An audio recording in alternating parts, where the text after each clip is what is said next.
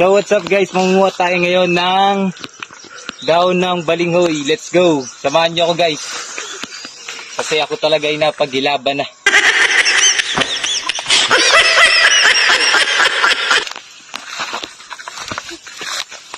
So kung ano makukuha natin sa gubat na makakain, para tayo ay mawala ang hilab.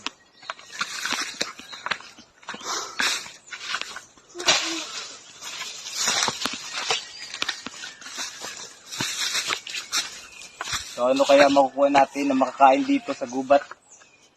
Tara, samahan niyo ako guys.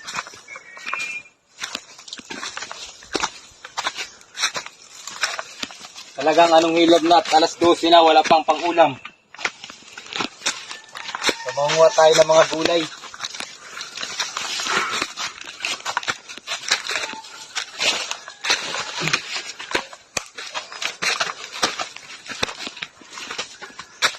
So medyo malaylay pa guys.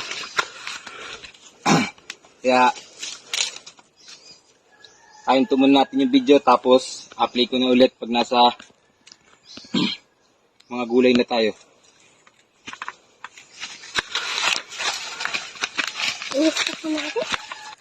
May puso guys oh. Ito, no? So kukunin natin yan. Ilalabas na natin ng eco bag guys. Lagayan ng gulay. So, sirahan na natin. Tara.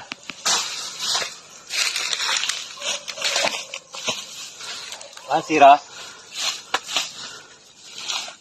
Ayan guys, ilam na to.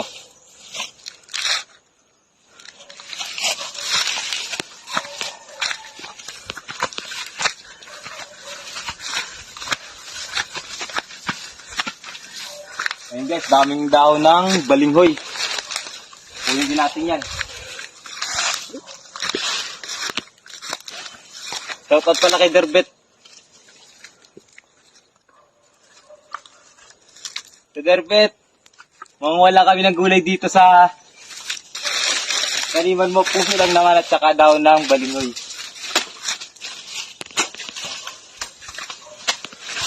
Ayan guys, mayroon na namang isa.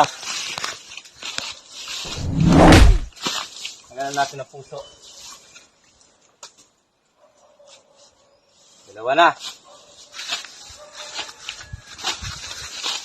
Umpisa nating manguha ng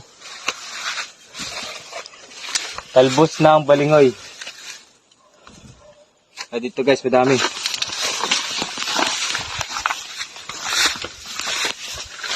Ito guys, sinasabi ko sa inyo, daon ng balinghoy. Buy-boy. Kaya kukunin natin ito. Lutuin natin guys.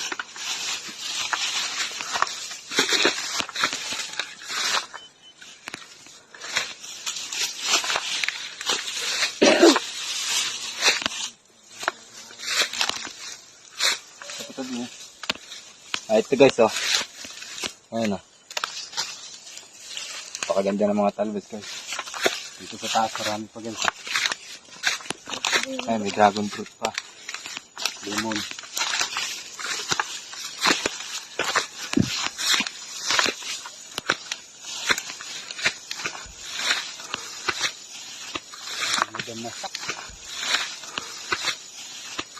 Maganda. Guys, marami na ng wall dito. Napakasik guys.